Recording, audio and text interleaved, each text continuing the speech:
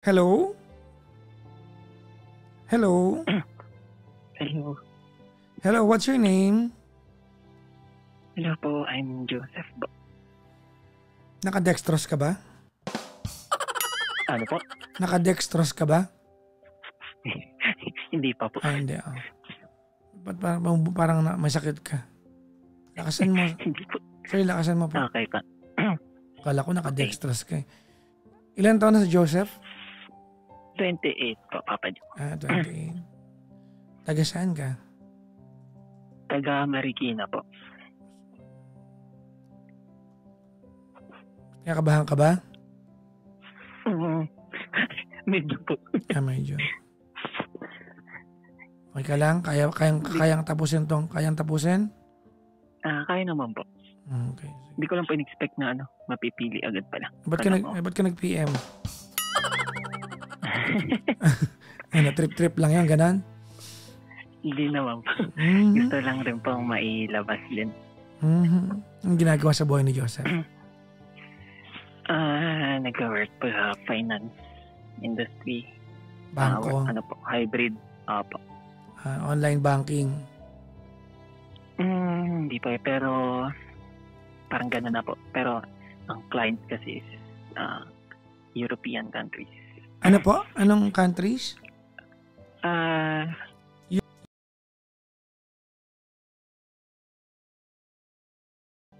Okay.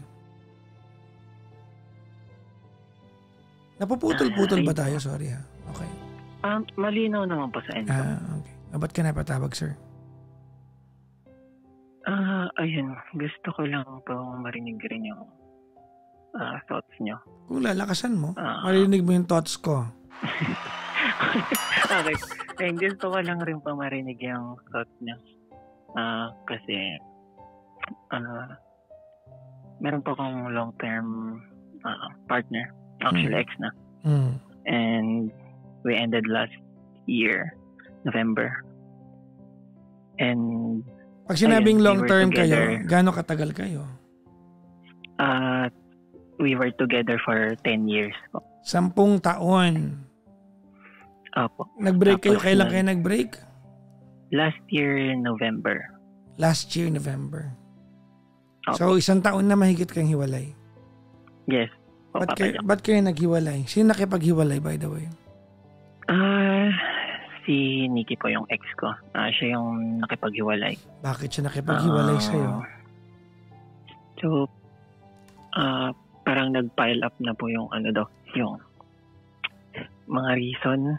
So, parang fed up na siya sa setup namin na nag-live-in po kami for a couple of months before kami mag-break. And ayun, mga reason niya din is parang hindi na daw po ako nag-effort. Parang naging complacent na ako dun sa relationship. Okay. And ayun, after po namin mag-break, we were still seeing each other. Tapos nung January this year, nakikita pa rin kami nun. Actually, nag-meet pa kami nun. Teka lang, hindi ko nag-gets. Ba't kayo naghiwalay? Ano dahilan? Ayun po yung naging complacent daw ako. Like how? Paano ka naging complacent? Siguro nawalan na kami ng time para sa isa't isa. Like, hindi na kami nakakapag-date. Even on weekends. More on errands na lang din. Tapos, considering na night shift siya, tas ako mid shift po. So, hindi rin tugma yung schedule. Ayun po. Parang for her, nawalan na ng spark. Tsaka, ayun, parang nahanapan niya ako ng effort. Sorry, malabo sa akin kung paano kinikwento ito. Hindi ko mag-gets ano yung problema. Ayun po eh. Kasi Hindi na ngayon na nakitaan po ng effort.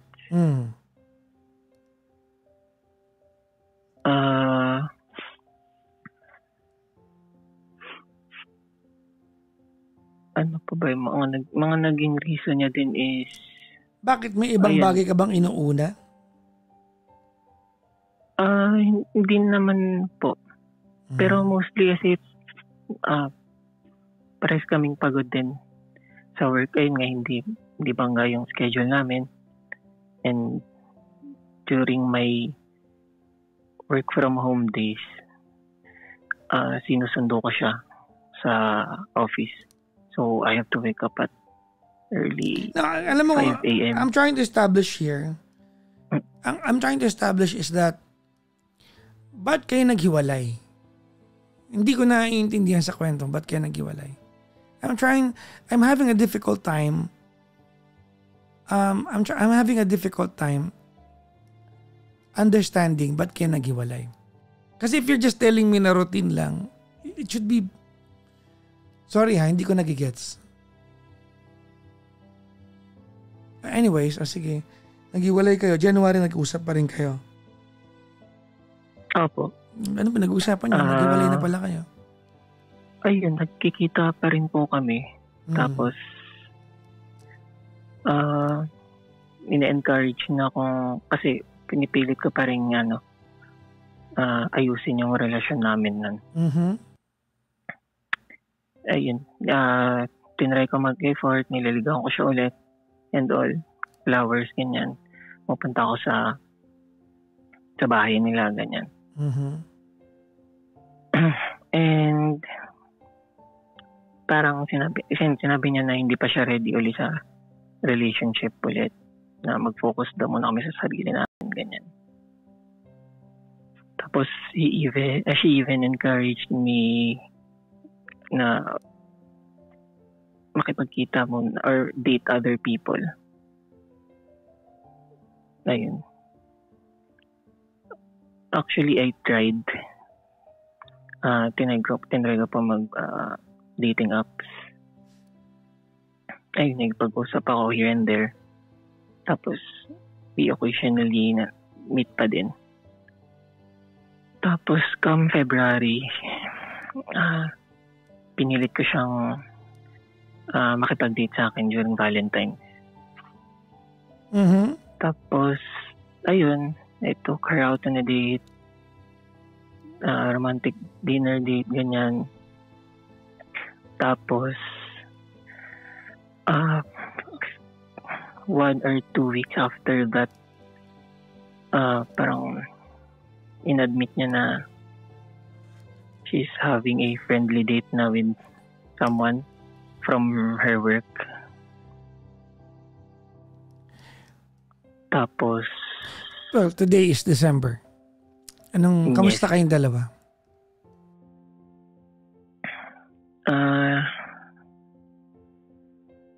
Ayun, parang naging, hindi naman nabuo na kami nagkabalikan, pero on and off yung communication namin throughout the months. Actually, nung nalaman kong may dinidate na siyang iba, though friendly date lang naman daw, parang doon ako nag-lash out na yung isang kausap ko sa Bumble. Kasi, ayun din, yung naka-friendly date niya is isa rin sa pinagselosan ko nung medyo shaky na yung relationship namin. Okay. Tapos, ayun, nung inamin niya sa akin yan, nakipag-meet ako sa isa sa kausap ko sa dating app. And one time thing lang, nakipag-dinner date, tapos hatid, tapos wala na. Why did you call me tonight, Joseph?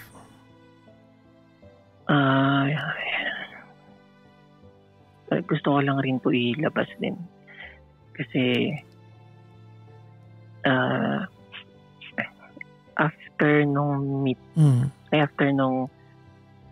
makipag-meet ako, sinabi ko naman sa kanya. And then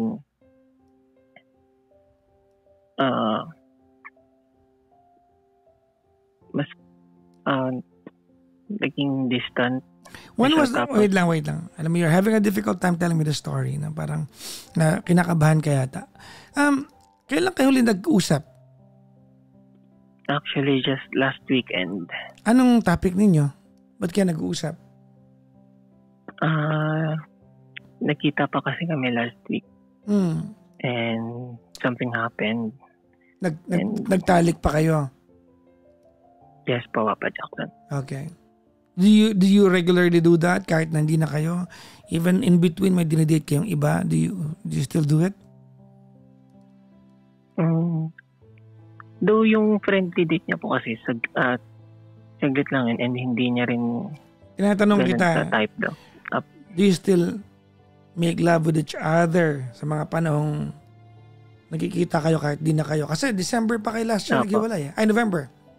Do you still do it? Yes po. Okay. Did you do it with somebody else in the space of November last year until today? Ayun po, Papa Jack, kasi kinontak niya ako. Ginawa ba niya sa iba? Ang tanong kita. Opo. So she's having sex with another person then kahit na in between that meron nangyayari din sa inyo, tama?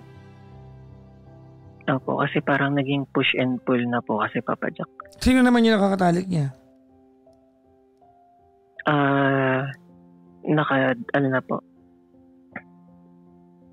Naging boyfriend niya po nung I forgot anong month po siguro yun. Nung contact na po kami. Nagkaroon siya ng jowa, naghiwalay sila, went back to you. Tama? Opo. Okay. Nagigets ko yung scenario. Ikaw, did you do it with somebody else in the space between wait lang, naputol yan. Between November, sino naman yung nakakatalik mo?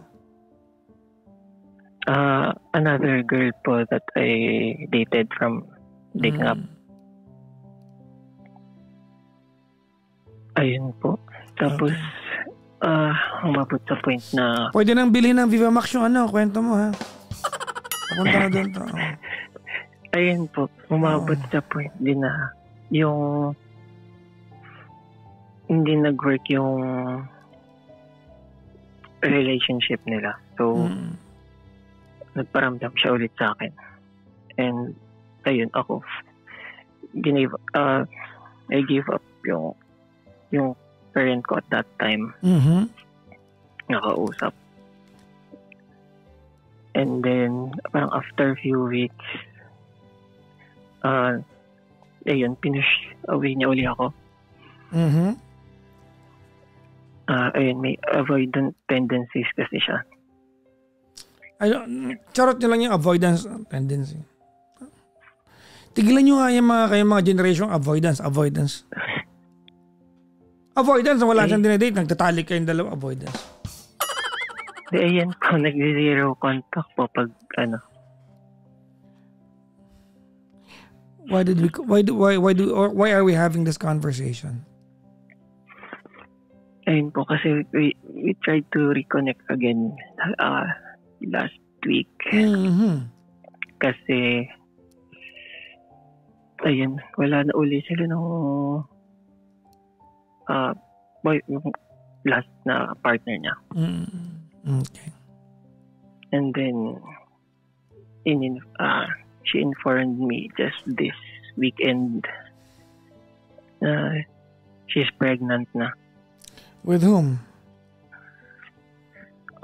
With another guy. Yung ex niya. Okay. So how is this your concern?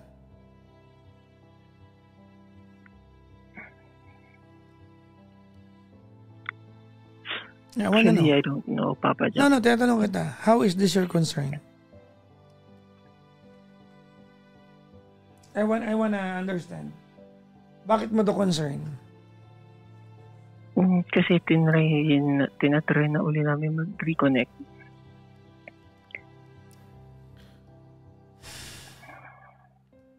No, you were having sex with each other. You were not trying to reconnect. Hindi nyo kailangan niya, 10 taon kayo. Ano ba yung Papa Jackson? Yung sinasabi mo na we are trying to reconnect, charot mo lang yan. That's just a figure of speech. Hindi nyo kailangan na mag-try mag-reconnect. You were together for 10 years. You communicate well.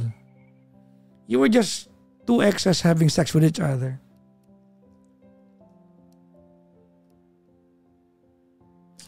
Anong tanong mo sa akin, Joseph? Let me save you from something. What do you want to ask me?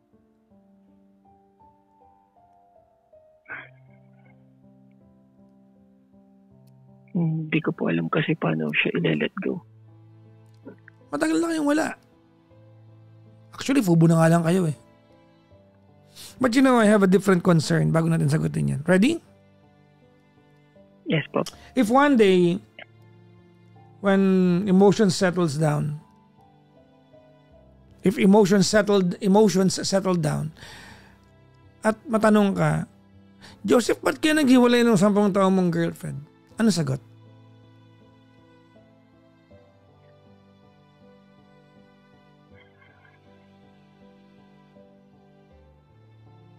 I wanna hear it from you.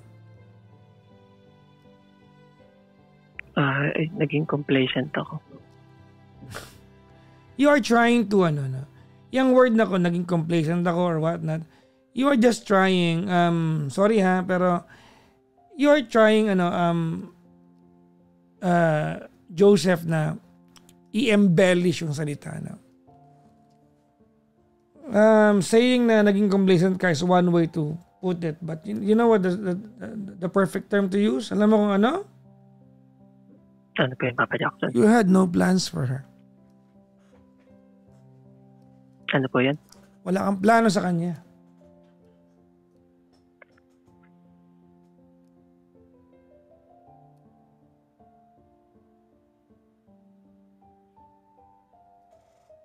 Yun. Wala kang plano sa kanya. Pag-uusapan naman po namin. Brad, iba yung napag-uusapan. Iba yung napag-uusapan. Iba yung may plano ka sa kanya. That's a telltale sign. Kaya that's why hinanap niya sa iba.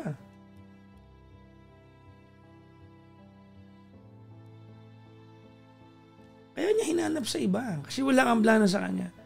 I'm just telling you this now. Wala naman ng bearing ito. Ano ka ba? Wala ng bearing ito. Opo.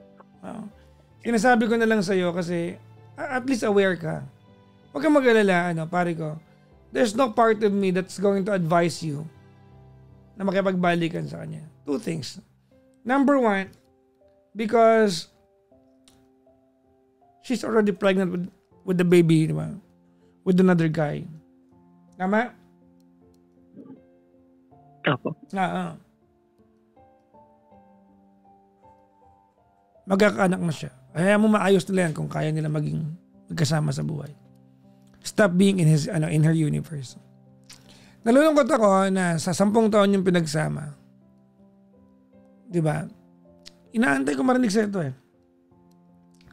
I was waiting for you to say na mahal mo siya hanggang ngayon. Hindi mo sinabi. Nahihirapan ka lang i-let go. Those are 2 different things. It's worlds apart.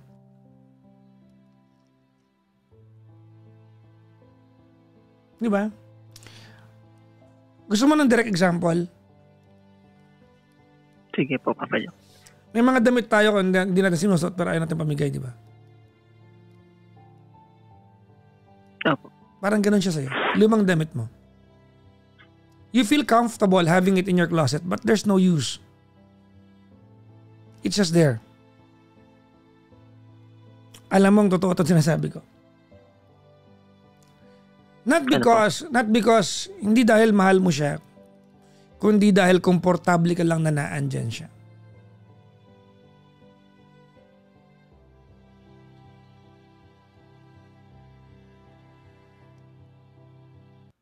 Tama ba ako?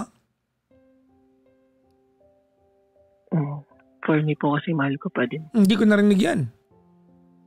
Ngayon mo lang sinasabi yan. Kung talaga mahal mo siya, sa totoo lang ha, kasi unang-una sa lahat, kung babalikan natin yung timeline mo, Joseph, kung babalikan natin yung timeline mo, she did not stop loving you. Nung nakikipaghiwalay siya sa'yo, she just wanted you to step up the game. Yun talaga yun. Hindi ko alam kung anong klaseng anesthesia ang ininom mo pag merienda, bakit manhid ka? She did not want you to leave. She did not want you to go. She just wanted you to step up the game.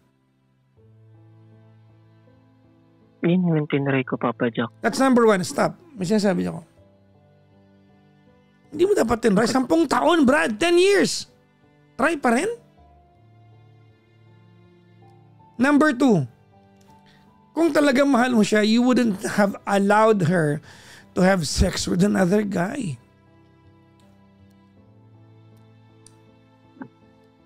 Big deal yan sa mga lalaki, Brad. You took care of her for 10 years. You wouldn't have allowed any guy to come near her.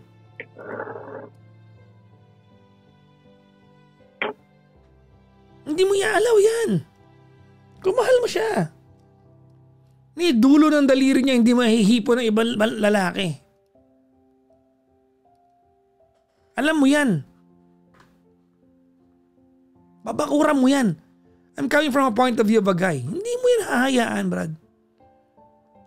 But the very reason ba't mo hinayaan, kasi nga, Brad, she's just also a part of your options. You went out there, you took your chances with the world, walang nag-work, you go back to her. Di yan pagmamahal. It's just comfort zone. Hindi na nga kailangan pag-usapan to kasi buntis na nga siya eh.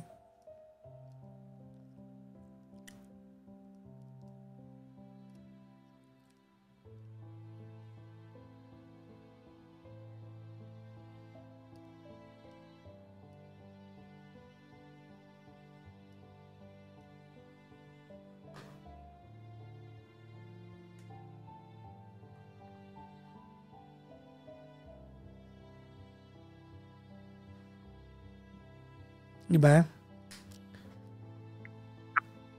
Do you want my advice? Yes po, Papa Jack. Set yourself free. It's not even about letting her go. It's setting yourself free.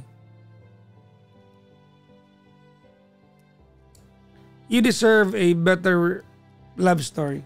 She deserves a better love story. Way better than what you can provide her. Alam mo yan.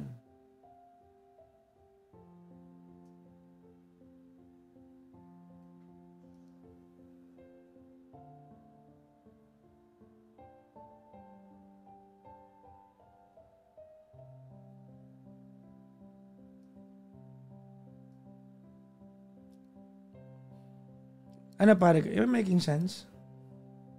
Yes po. Yeah. At alam mong totoo sinasabi ko. Let's not misconstrue love and comfortability. Magkaibang bagay yung dalawang yan.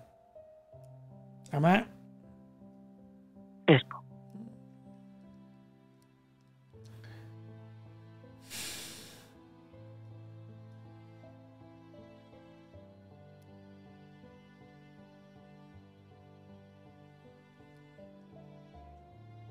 Joseph? Yes po, Papa Jack. Give her the chance to see the world not having you. Baka ikaw rin yung humahatak sa kanya para di makausad sa buhay. Kasi iniisip niya na she's got fallback and that's you. Hindi rin naman fair yon. Hindi rin fair sa'yo yon. Diba? Tsaka kaya mo naman. Nakapag-try ka nga ng iba eh. Nagkataon lang kasi na kayong dalawa, you are always available for each other. 10 taon eh. Siyempre, medyo, di ba na, komportable kayo, di ba? Opo.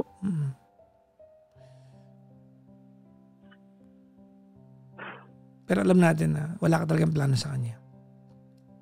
Yun talaga yun. Alam mo yan. Actually, do. Ha? Kaya nga, actually, do have naman. Kaya nga kami nag-start mag-live-in. Wala kang plano sa kanya. And, No, wala. ayun din. Brad, wala. Ang baba ng standard mo kung plano yan. Hindi rin kasi financially ready pa. 10 taon? Yes po. Brad, I'm not talking about 2-3 years ha. 1 decade. Kasi kung yan ang standard mo, kung paano, how to be with a girl, single naman kayo parehas, wala kayong mga anak, di ba? Kung yan ang standard mo, Brad, ang baba ng standard mo. 10 years. 10 years, Brad. A decade.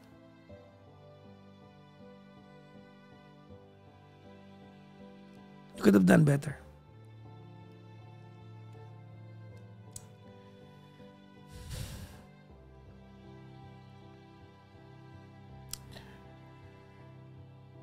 Let yourself go. Kaya mo yan. Ako pa ito. Yeah. Kaya mo yan. Ano ba?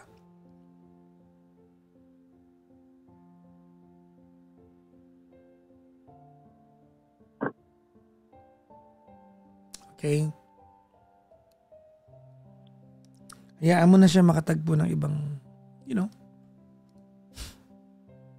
buntis na nga siya eh. Di ba?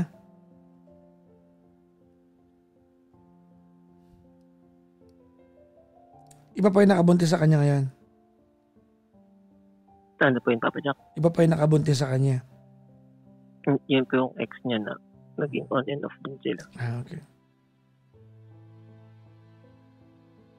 Kada off sila, magkikita kayo, no? Opo. Mga hayop. Diba? Hindi gawain ng lalaki nagmamahal yung gawain mo. 10 taon kayo. Tapos sumisingit ka sa kanya. Like a thief in the night. Oh my God, man.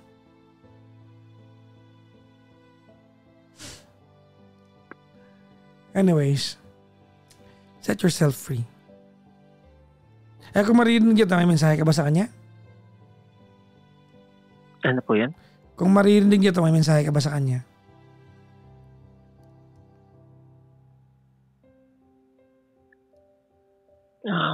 Madami po. Go ahead. Madami ang questions din. Go ahead.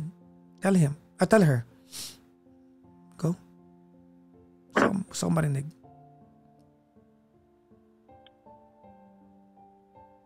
I'm sorry. I could have done better, siguro.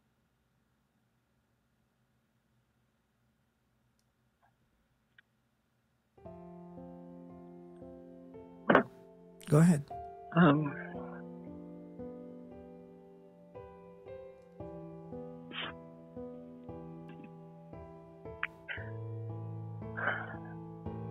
Ay, sana mapalaki mo na maayos yung magiging anak mo.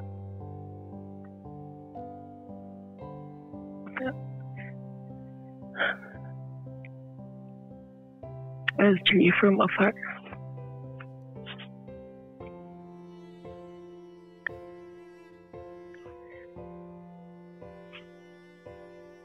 Thank you for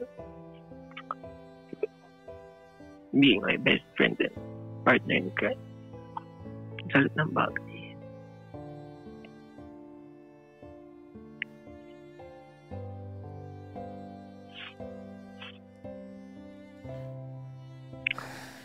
I'll always love you.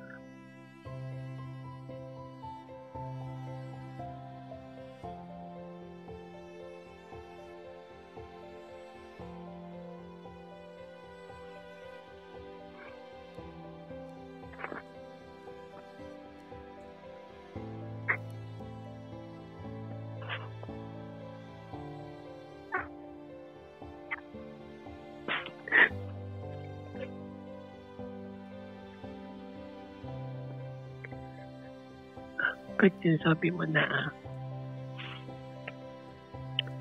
I can hate you all you want. All I want. Pero wala, hindi ka magawa. Mas madali sana kung ganun eh.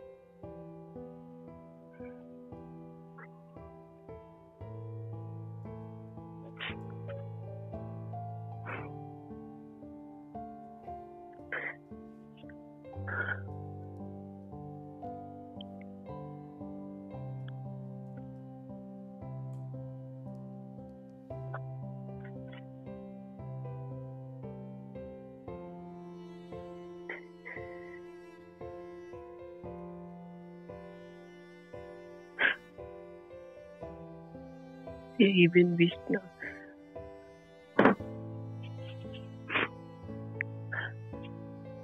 sana ako na lang yung dadala niyang sana ako na lang yung naging ama niya dinadala mo ngayon.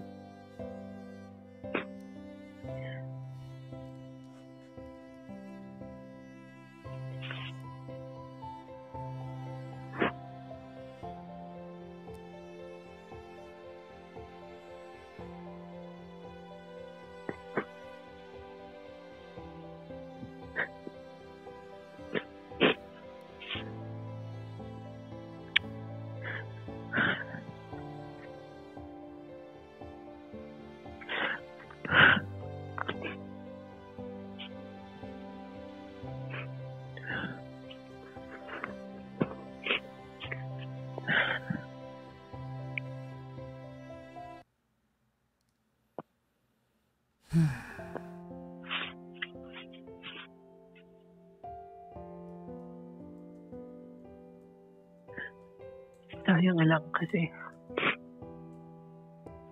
I'm starting to win in life na.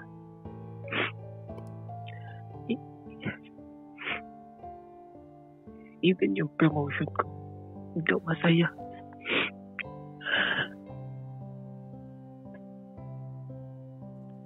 Kasi alam ko,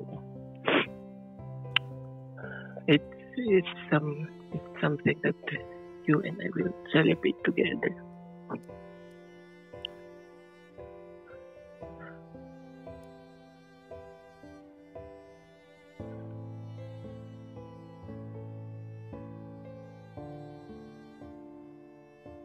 Wait lang, sana maging healthy si baby mo.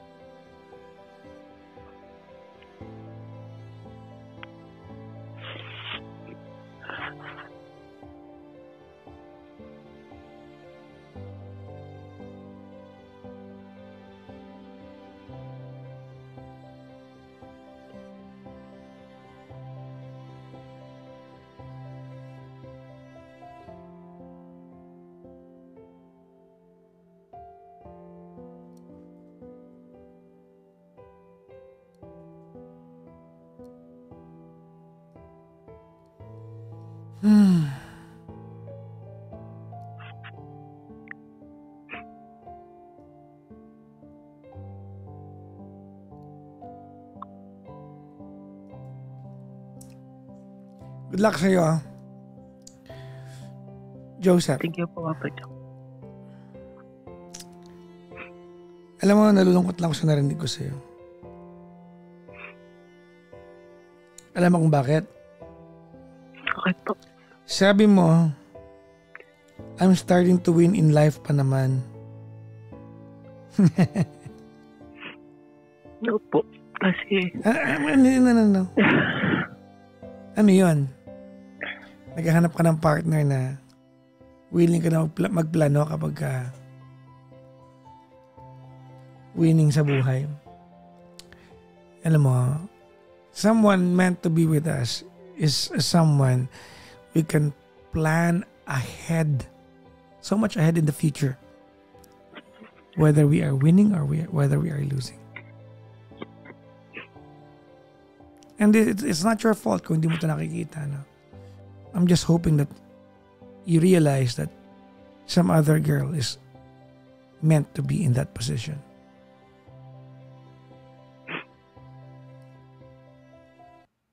Okay? Okay po. Salamat sa pagtawag. Thank you din po. Bye-bye, pare ko. Okay po.